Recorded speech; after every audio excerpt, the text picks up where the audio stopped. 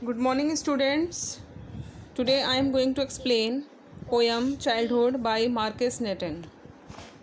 In this poem, the poet describes childhood period, a period just like a heavenly innocence period.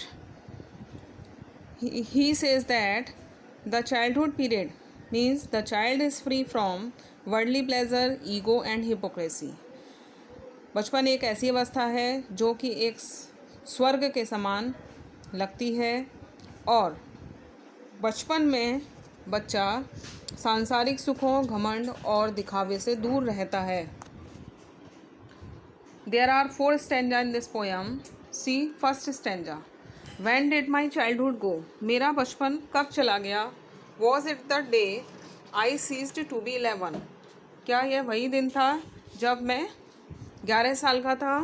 Was it the time I realized that hell and heaven could not be found in geography? क्या यह वही समय था जब मुझे महसूस हुआ कि भूगोल में स्वर्ग और नरक एक साथ नहीं पाए जा सकते and therefore could not be, और ना ही वास्तविकता में हो सकते हैं. Was that the day? क्या ये वही दिन था जिस दिन मैंने अपना बचपन खो दिया. Second stanza. When did my childhood go? Same question ही रिपीट्स.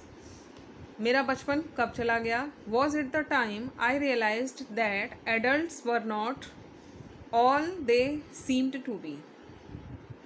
क्या यह वही समय था जब मुझे महसूस हुआ कि बड़े लोग जैसा दिखते हैं वैसे होते नहीं.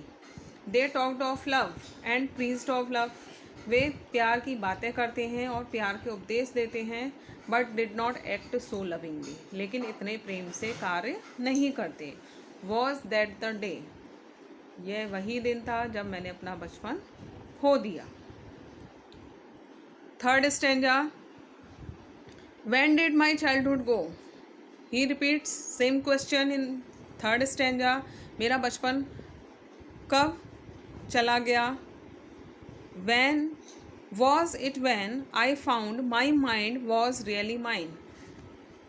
जब मुझे महसूस हुआ, जब मैंने पाया कि मेरी सोच वास्तविकता में मेरी ही है. To use whichever way I choose. मैं इसका प्रयोग जैसा चाहूँ कर सकता हूँ. Producing thoughts that were not those of other people. अपने विचारों को दूसरों के विचारों से नहीं जोड़ सकता. मतलब मेरे विचार मेरे ही विचार हैं, दूसरे लोग उस पर अपना राज नहीं चला सकते. But my own and mine alone. मेरे विचार मेरे ही हैं और वो सिर्फ मेरे हैं.